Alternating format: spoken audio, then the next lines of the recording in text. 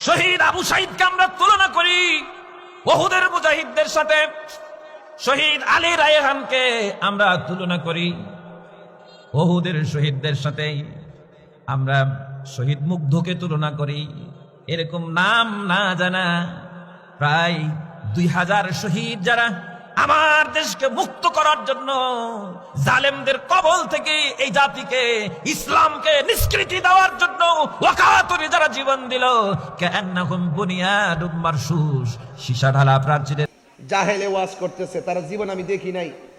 আমি চাইছিলাম না যে তার নামটা নেব, আমি নামটা নিতে চাই না, তারা চিনি না, তবে বইলা দিয়ে যায়। সে ওয়াজ করতেছে, ওয়াজের মধ্যে বলতেছে জুলাই হয়েছে না, জুলাই হয়েছে না, আচ্ছা ওই যে ছাত্র আন্দোলন হয়েছে না, ছাত্র আন্দোলনে যারা মারা গেছে, যারা শহীদ হয়েছে বলতেছে, এর মধ্যে আবু সাঈদের নাম নিতেছে, নিয়ে বলতেছে তাদের শহীদরা হইল আবু সাঈদ, এরকম কয়েকটা নাম নিয়ে বলতেছে এরা হইল উহুদের শহীদের মতো। এই সদ্যধারী লেবাসধারী বাটফার মৌলবীগুলো শহীদের সংজ্ঞারে তো বিকৃত করছে, বরং নিজের স্বার্থ সিদ্ধি হাসিল করতে গিয়ে এই লেবাসধারীরা ইসলামটারে কলঙ্ক করছে।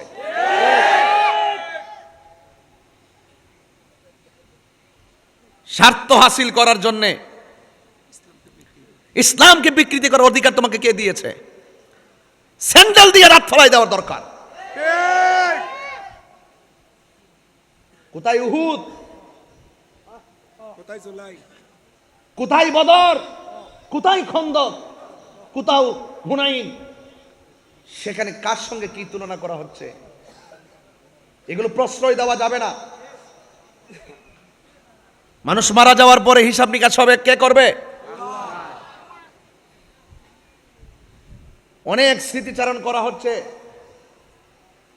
এই স্মৃতিচারণের ভিতরে কবর থেকে যে লাশ তুলে পুরাই ফেলছে, এটা কোন দলিলে পেয়েছ? এটা কোন কিল্লে গিয়া? আমি বলছি ইসলামটা হাসির পাত্র বানানো যাবে না, বিকৃতি করা যাবে না, সঠিক মেসেজ দিতে হবে। এই কিছু দালাল মৌলবীর কারণে, দালাল মোল্লাগুলোর কারণে আজকে হুজুর দেখলে সাধারণ পাবলিক ভয় পায়। আগে হুজুর দেখলে দৌড়াইয়া সিয়ারাইন না দিত, হুজুর দেখলে সালাম দিত।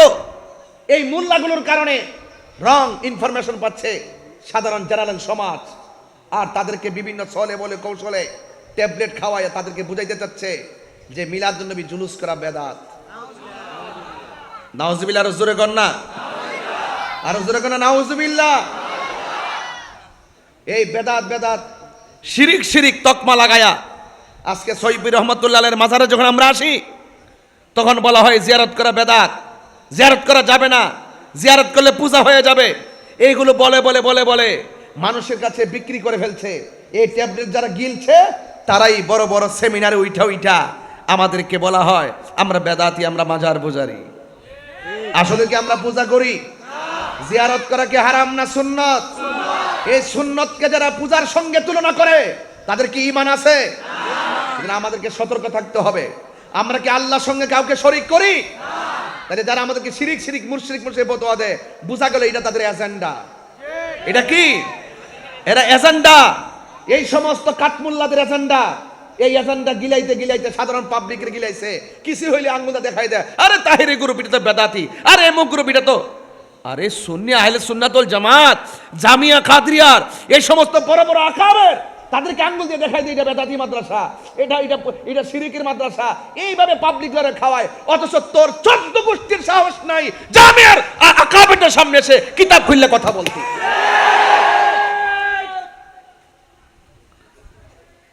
এই জন্য আমি বলছি আপনাদেরকে সাবধান থাকতে হবে। সুন্নির ঘরের সুন্নি আপনারা যারা এই এলাকাতে যারা আছেন, দেখবেন আপনার ভাই কার কার সাথে মিশে, আপনার সন্তান কোন কোন পালসে কথা বলে, কোন সুরে কথা বলে, এগুলো খেয়াল করতে হবে। সময় এসেছে আজকে সারা বাংলাদেশে আহলে সুন্নাত ওয়াল জামাত প্রমাণ করতে সক্ষম হয়েছে এই বাংলাদেশে একমাত্র শান্তিপ্রিয় দল আহলে সুন্নাত ওয়াল জামাত। মিলাদুন নবী সাল্লাল্লাহু আলাইহি সাল্লাম আসতেছে।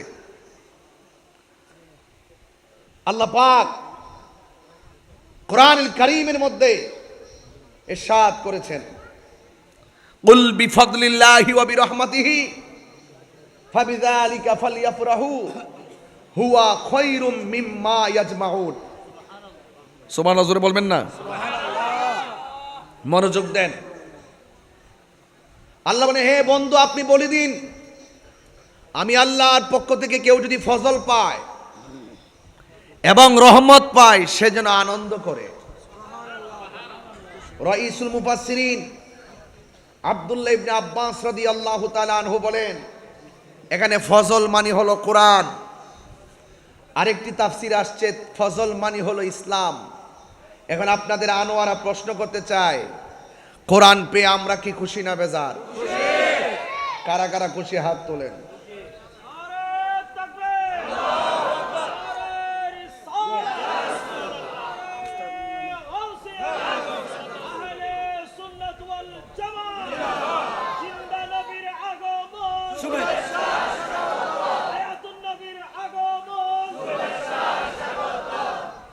বলেন আলহামদুলিল্লাহ।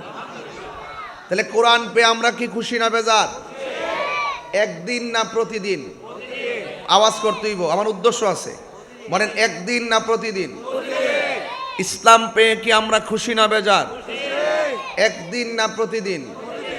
কেন কোরআন পেয়ে খুশি? কারণ আসমানি যত গ্রন্থ আছে সব গ্রন্থের মধ্যে সর্বশ্রেষ্ঠ গ্রন্থ হলো আল কোরআন।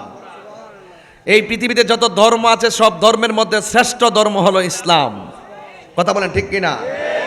নবীদের মধ্যে সর্বশ্রেষ্ঠ নবী হলো আমাদের নবী। তো আমরা কিতাবও পাইলাম শ্রেষ্ঠ, ইসলামও পাইলাম শ্রেষ্ঠ, নবীও পাইলাম শ্রেষ্ঠ। সিন্নি খাইলা কার দ্বারা? মুল্লা চিনলা না, নবীর উম্মত হয়েছ, শুকরিয়া আদায় করতে পারলা না। তোমার মতো বদনসিব পৃথিবীতে আর কেউ নাই।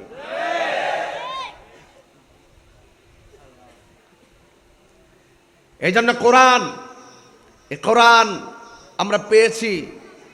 এই কোরআনুল কারীমটা সুদীর্ঘ 23 বছরে আমার নবীর উপরে অবস্থার পরিপ্রেক্ষিতে আল্লাহ পাক নাজিল করেছেন। আজকে এই সন্তানগুলোকে কোরআন থেকে বিমুখ করা হয়েছে।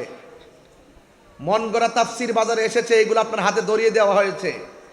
আপনি যদি না বুঝেন, যারা বুঝে তাদের কাছে যেতে হবে। ভাই, আজকে সমাজটা দিনটা বেশি ভালো না। আমরা জানি কতটুকু ফেস করতেছি, কত ধরনের তুফান উপর দিয়ে ঘুরতেছে, কত তথ্য আমাদেরকে বলে যে হ্যাঁ আগস্ট মাস চলতেছে, আপনি সাবধানে থাকবেন, কত কথা আমাকে বলতেছে। মানে ওরা তো হায়েনারা তো এটা টার্গেট করে, অনেক সময় অনেক অরাজকতা সৃষ্টি করতে চায়। আল্লামা শহীদ ফারুকীকে তো শেষ করছে ওরাই, এই বেয়াদবগুলোই। কথা বলেন ঠিক না বেঠে? সাবধান। কোরআন, এই কোরআনুল কারীমের মধ্যে আল্লাহ পাক দুইটা রাস্তা দিয়েছেন, একটা কল্যাণকর রাস্তা, আরেকটা অকল্যাণকর রাস্তা। মা আতাকুমুর রাসূলু ফাখুযুহু ওয়া মা নাহাকুম আনহু ফান্তাহু। বলছেন এই কোরআনে যা কল্যাণকর তা তোমরা গ্রহণ করো, যা থেকে নিষেধ করা হয়েছে তা থেকে তোমরা দূরে থাকো। বলুন এই কোরআনটা নাজিল হয়েছে কার উপর? আর কার উপর? আমার নবীজির উপর। এই জন্য কোরআনের ব্যাপারে আল্লাহ পাক রব্বুল আলামিন বলছেন এই কোরআনটা এমন গ্রন্থ যেটার সংরক্ষণের দায়িত্ব, হেফাজতের দায়িত্ব আমি আল্লাহ আমার নিজের হাতে রেখে দিয়েছি। বলেন না সুবহানাল্লাহ। আল্লাহ রাব্বুল আলামিন বলেন, ইন্না নাহনু নাযালনা যিকরা ওয়া ইন্না লাহু লাহাফিজুন।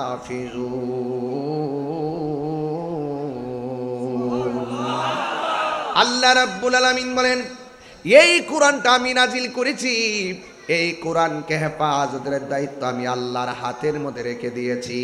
এই কোরআনটা এমন কোরআন যে কোরআন বড় পাওয়ারফুল, যে কোরআন অনেক পাওয়ারফুল। আল্লাহ রাব্বুল আলামিন বলেন, লাউ আনজালনা হাযাল কুরআনা আলা জাবালিন লারাআইতাহু খাশিআম মুতাসাদ্দিআম মিন খাশিয়াতিল্লাহ ওয়া তিলকাল আমসালু নাদরিবুহা লিন্নাসি লাআল্লাহুম ইয়াতাফাক্কারুন। এত পাওয়ারফুল কোরআন আমার নবীর উপর আল্লাহ নাজিল করেছেন। আমার নবী ঘুমে, আল্লাহ বলে জিব্রাইল তুমি যাও নবীর ঘুমের ঘরে। আমার নবী পাহাড়ে, আল্লাহ বলে যাও কোরআন নিয়ে পাহাড়ে। আমার নবী মক্কায়, আল্লাহ কয়ে কোরআন নিয়ে যাও মক্কায়। আমার নবী মদিনায়, আমার আল্লাহকে কোরআন নিয়ে যাও মদিনায়। আমার নবী যেথায় কোরআন নিয়ে যাইবে সেথায়। আমি ওই কথা বুঝাইতেছি না, শুধু বুঝাইতেছি আমার নবী আপনার নবীর ব্যাপারে আমার আল্লাহ বলেন, ও বন্ধু আমি আপনাকে দিতে দিতে দিতে দিতে এমন দেওয়া দিমু, যে এই দিতে দিতে দিতে দিতে এমন দেওয়া আপনাকে নিয়ামত দিমু, আপনি নবী সন্তুষ্ট হয়ে যাবেন। আল্লাহ আমার নবীর এত মায়া কইরা সম্মান বাড়াইছেন। আল্লাহ রাব্বুল আলামিন বলেন ওয়া রাফানা লাকা যিকরাক, ও বন্ধু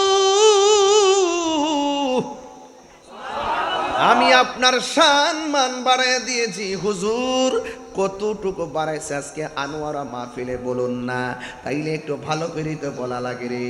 আমার নবী আপনার নবী দুনিয়ার জমিনে এসেছেন, আসার আগে আমার নবী আপনার নবীকে আমার আল্লাহ দুনিয়াতে পাঠাইবার আগে আমার নবীকে আমার আল্লাহ এমন একটা জায়গার মধ্যে রেখেছেন, এমনভাবে আল্লাহ বানায়া রেখেছেন। আল্লাহ বলেন কুনতু কানজান মখফিয়ান, আমি আল্লাহ ছিলাম গুপ্ত ভান্ডার। আমি আল্লাহকে আল্লাহ বলে ডাকার জন্য, আমি আল্লাহকে পরিচয় করাইয়া দেওয়ার জন্য আমি আল্লাহ আপনাকে ওসিলা করেছি। আমার আল্লাহ রাব্বুল আলামিন কয় বন্ধু আপনি আমার হাবিব, আমার নবী আল্লাহরে দেখেন, নবী আমার আল্লাহরে দেখেন। আমার নবীরে যখন বানাইছেন তখন আল্লাহ রাব্বুল আলামিন কোনো কিছুই বানাই নাই। আজকে আমার নবীকে নিয়ে বলা হয় আমার নবীকে নাকি মাটি দিয়ে সৃষ্টি করছে। নাউজুবিল্লাহ। যখন আমার নবীকে বানাইছে তো